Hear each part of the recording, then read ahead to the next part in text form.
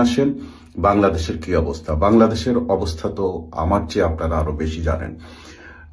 এনসিপির বিভিন্ন নেতাকে তো এখন অ্যাটাক শুরু হয়ে গেছে। খুলনা এনসিপির যে নেতা তাকে গুলি করেছে মাথায়, সেটা আপনারা দেখেছেন, এবং তাকে গুলি করার পরে তাকে হসপিটালে নেওয়া হয়েছে, এবং এর পরপরই তনিমা নামে একটা মেয়েকে গ্রেফতার করা হয়েছে ইত্যাদি।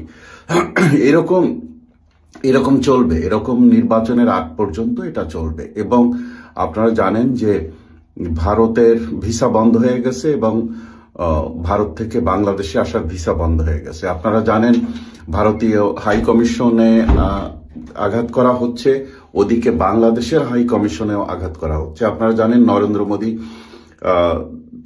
বিদেশ সফর শেষে দেশে ফিরেছেন। তিনি 3 বাহিনীর প্রধান এবং ওখানকার গোয়েন্দা সংস্থার সাথে ভারতে মিটিং করেছেন। উনি ভারতের রাষ্ট্রপতির সাথে মিটিং করেছেন। উনি ওনার অবস্থান জানিয়েছেন এবং 3 বাহিনীকে গ্রিন সিগন্যাল দিয়েছে, যদি কখনো বাংলাদেশকে অ্যাটাক করতে হয় ইমিডিয়েটলি তাতে সরকারের আপত্তি নাই। সেরকম একটা জায়গায় কিন্তু বাংলাদেশ আর ভারতের সম্পর্ক দাঁড়িয়ে গেছে। আলটিমেটলি এই সম্পর্ক অবনতির জন্য ভারতের চেয়ে বাংলাদেশের দোষ বেশি। গত 16 মাস ধরে ভারতকে যেভাবে একের পর এক উত্তক্ত করা হচ্ছে এবং পা দাপিয়ে গোলমাল করার চেষ্টা করা হচ্ছে, সেটা যেমন সত্যি, ঠিক একইভাবে পাকিস্তানকে এত বেশি গুরুত্ব দিয়ে দেওয়া হয়েছে যে সেখানে কিন্তু বাংলাদেশ ভারতের শত্রু, পাকিস্তানের বন্ধু। এই সরকার এইটা করছে। এবং আলটিমেটলি আপনারা অনেকেই ভাবছেন ভারতের সাথে বোধহয় যুদ্ধ বেঁধে যাবে। যুদ্ধ বাঁধবে না, এই ঝামেলা চলবে আপনার নির্বাচন পর্যন্ত। এটা হলো নির্বাচনী একটা খেলা। এই সরকারের স্টেক হোল্ডার যারা আছে, আপনার মনে পড়ে যে বিএনপি কিন্তু ভারতীয় শাড়ি পরিয়ে, ভারতীয় চাদর পরিয়ে এই ধরনের আন্দোলনের শুরু করেছিল ভারত বিদ্বেষী। আবার তলে তলে প্রতি মুহূর্তে ভারতের নেতাদের সাথে তারা কথা বলছেন যে যদি বিএনপি ক্ষমতায় আসে ভারতের সবচাইতে ঘনিষ্ঠ বন্ধু হিসেবে তারা কাজ করবেন। এমনকি মির্জা ফখরুল তার ভাষণে বলেছেন যারা ভারতের বিরোধিতা করছে তারা রাজাকার, তারা শত্রু। এগুলো আপনারা দেখছেন প্রতিনিয়ত।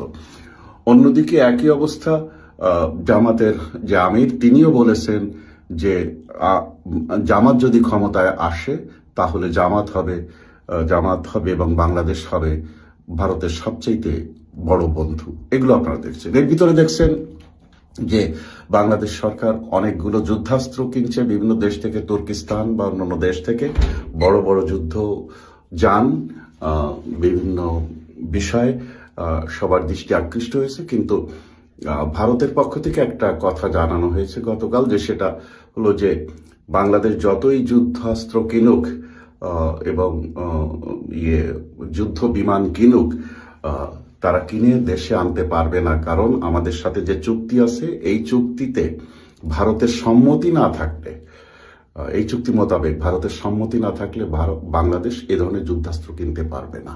তা এটা দেখে গতকাল একটু চিন্তিত হলাম যে এই সরকার আসার পর গত 16 মাস ধরে ভারত আমাদের শত্রু বলছে, কিন্তু ভারতের সাথে বাংলাদেশের কোনো চুক্তি, কিন্তু অতীতের কোনো চুক্তি কিন্তু তারা ক্যান্সেল করেনি। যদি ক্যান্সেল না করে এবং ওরকম একটি চুক্তি যদি থাকে, তাহলে কি করে আপনি যুদ্ধাস্ত্র কিনবেন? এখন এটা আপনাদের বিষয়, কিন্তু ওই যত চিল্লাচিল্লি করুন, at the end result is zero.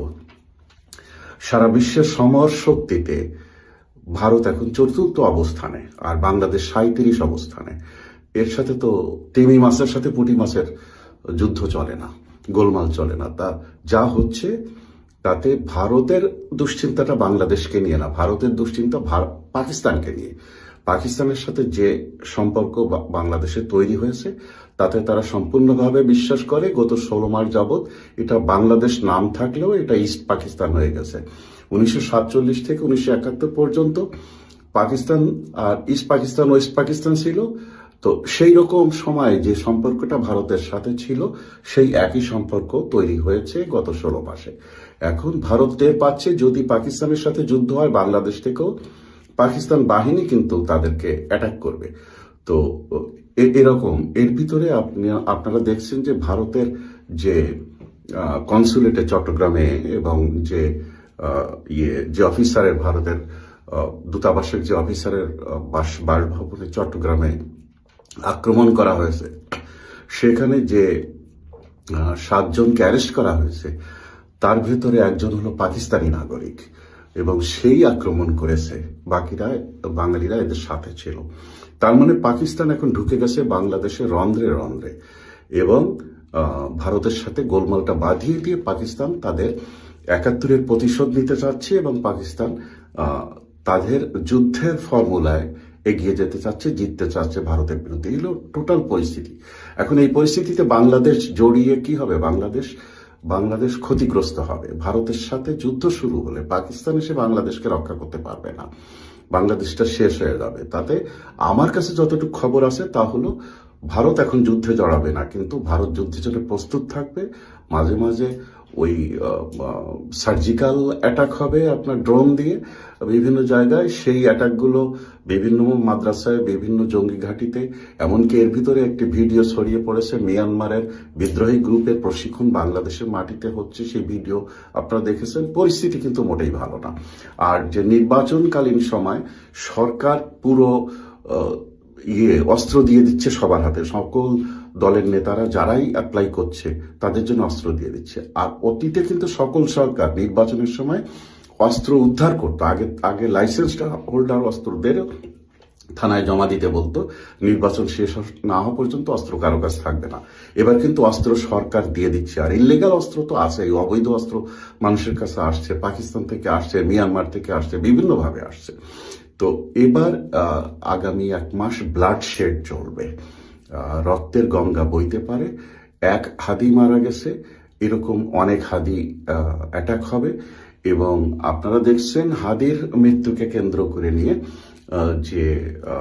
যে কথাগুলো হচ্ছে, তাদের বিএনপি এনসিপিকে দোষ দিচ্ছে, বা ইনকিলাব মঞ্চকে দোষ দিচ্ছে, আবার এই জুলাই যোদ্ধারা বিএনপিকে দোষ দিচ্ছে, আবার জামাত বিএনপিকে দোষ দিচ্ছে, বিএনপি জামাতকে দোষ দিচ্ছে। মাঝে মাঝে আসতেছে যে ছেলেটা মেরেছে ফয়সাল না কি যেন নাম, সে নাকি ছাত্রলীগ করতো। তো ছাত্রলীগ তো সবাই করতো, ছাত্রলীগ কে করতো না?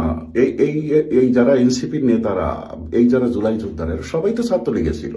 তো ওই ট্যাগ দিয়ে আওয়ামী লীগের উপর দেওয়া যাবে না। আওয়ামী লীগ নিজেরা তাদের ফোন ইউজ করতে পারে না, সবাই পালিয়ে আছে।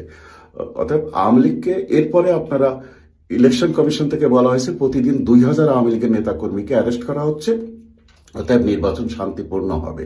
তার মানে প্রতিদিন 2000 করে আপনি অ্যারেস্ট করে আপনি সকল কারাগার ভরে ফেলবেন, তা ভোট দেবে কারা? তো এই নির্বাচন আলটিমেটলি শেষ মতো নির্বাচন হবে না। এই সরকারের এখন দুটো পথ খোলা আছে, এক আওয়ামী লীগ সহ সকল দলের অংশগ্রহণের নির্বাচন, অথবা আওয়ামী লীগকে বাদ দিয়ে এমন একটা পরিস্থিতি করবে যে ভারত বিদ্বেষী অবস্থা। আলটিমেটলি নির্বাচন হলে ওই সরকারকে চলে যেতে হবে, নির্বাচন না হলে ওই সরকারকে চলে যেতে হচ্ছে। তো এই সরকার চলে যাচ্ছে, চলে যাওয়ার আগে একটা মেসেজ দিয়ে যাচ্ছে, সেই লুকিং ফর শত্রুজ বাবরের মতো, যে আমরা ভারতের শত্রু, ভারত বিদ্বেষী, ভারতের বিরুদ্ধে যুদ্ধ শুরু করেছি বলেই আজ আমাদেরকে সরে যেতে হলো। এবং তাদের যারা জেনারেশন, পরবর্তী জেনারেশন, তাদের কাছে ওই মেসেজ দিয়ে যাবে, তোমরা আগামীতে ভারতের বিরুদ্ধে যুদ্ধ করতে হবে, প্রস্তুত হও। এবার আমরা চেষ্টা করেছি, পারিনি, ভবিষ্যতে যেন তোমরা সফল হও। ওই রকম একটা জায়গায় তাদের ভিতরে একটা হিরোইজম তৈরি থাকবে ভারত বিরুদ্ধে, এবং এইভাবেই এই সরকারের পতন হবে। এই সরকারের পতন আপনারা দেখতে পারবেন জানুয়ারির মধ্যেই, এবং একটি বিশাল পরিবর্তন আসতেছে আগামী 1 সপ্তাহের মধ্যে। আপনাদের সবার জন্য ধন্যবাদ। এই দেশটা আমার, আপনার, এই দেশটাকে সকল বিপদ থেকে রক্ষা করুন।